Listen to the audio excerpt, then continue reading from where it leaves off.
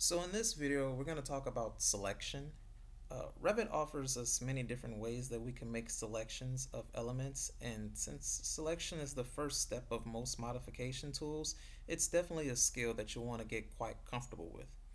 So what I'm going to do is I'm going to go ahead and open up our sample architecture project, and naturally it defaults to this sheet screen. I'm actually going to close that out and double click on level 1 to get a simple floor plan open. So now that I've done that, you notice that we're on the architecture tab by default, and the properties palette now says floor plan. Now if I were to go over here and select the wall, we leave the architecture tab and we are now on the modify tab, and it adds the category name to the end, so modify walls. And then beneath that there's a bunch of buttons that pertain to just this selection, walls in this case, and then the properties palette also adjusts to the selection. Over here it tells us that we have a basic wall and it gives us the specific type of wall, and then beneath that it says walls again. That's the category, and currently a quantity of 1. We have 1 wall selected. Again, if we click an empty space it will deselect it. If I choose a different wall, same thing, you're going to get similar information. If you like something else like this dimension, it will be the same basic idea, it's just that the specifics will vary a little bit. Instead of saying modify walls, now it says modify dimensions, and it's got different buttons beneath it. And then the properties palette says linear dimension styles now instead of basic wall, but otherwise it's the same basic idea. Now what if you wanted to select one more thing? Well, if you look down at the status bar at the very bottom of the screen, it kind of gives you some clue on how to do that. It says click to select, which we just did, tab for alternates, which we'll do in a moment, control adds, and shift unselects. So let's look at those two right now. So let's start with our wall again over here on the left. So then I'll come all the way here to the right and I'll click this wall on the right. But not so fast. Notice what happened. When you click the second object, it actually deselects the first object unless you hold down the control key first. So that's what they mean by control adds. So you hold down your control key, you'll get a little plus sign, and then I'll click that original wall again. Now that keeps the wall on the right selected while it selects the one on the left.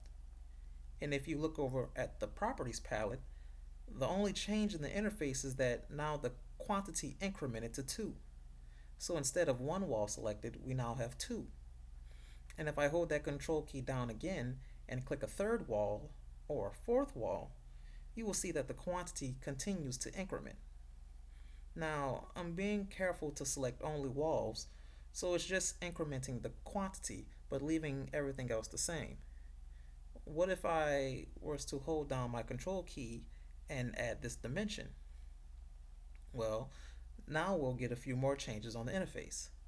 It'll say modify multi-select on the ribbon, and then on the properties palette it'll say common 5.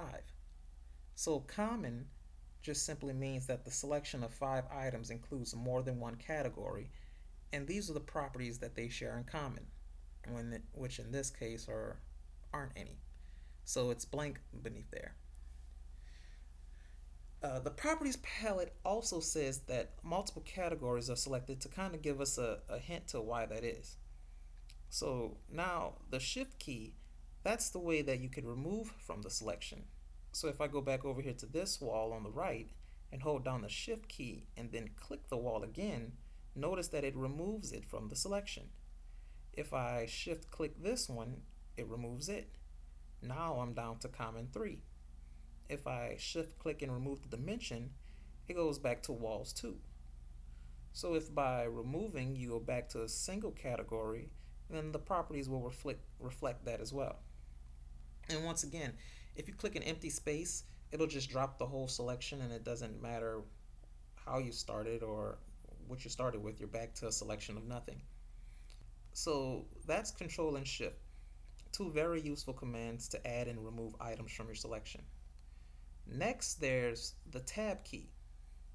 So each time you press tab, something new on the screen will be highlighted. It's sort of a toggle. You can keep clicking tab and it'll keep toggling through highlighted items. And if you notice right here, say if I hover over this wall and I press tab, it selects all walls that are connected with the same endpoints.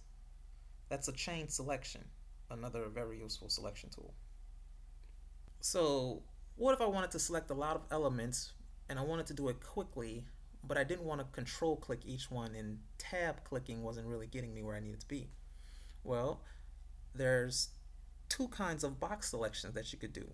So if I were to click my mouse button and hold it down, I could drag it either to the right or to the left. If I drag it to the right, it's solid, and if I drag it to the left, it's dashed. So if I drag it to the right, this is a window, and if I drag it to the left, this is a crossing.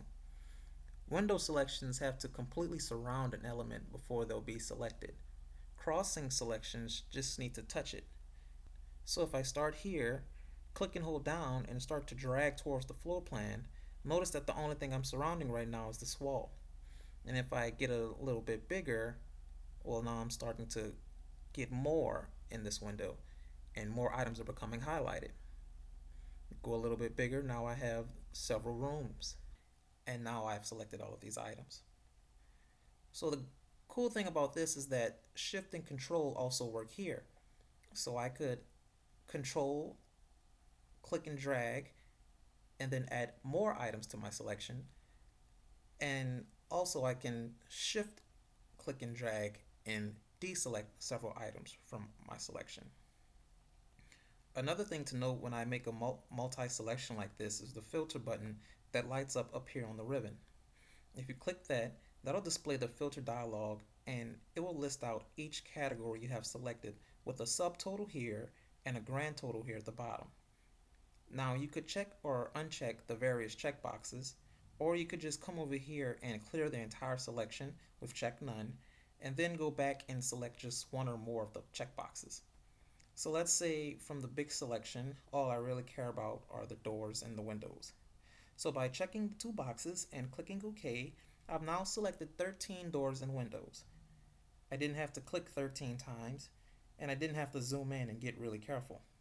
I could stay zoomed out, make the large window selection around the whole model, and filter out what I don't want. So the filter is a very powerful selection method that allows you to start with a big selection, a broad selection, and then remove from it the items that you don't care about at a category by category level. So once again, you can combine that filter with other selection techniques. So using the control key, I could add things to that selection. And like I said before, using the shift key, I could remove items from that selection.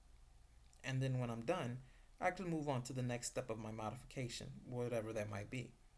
So I encourage you to spend some time practicing the various selection methods.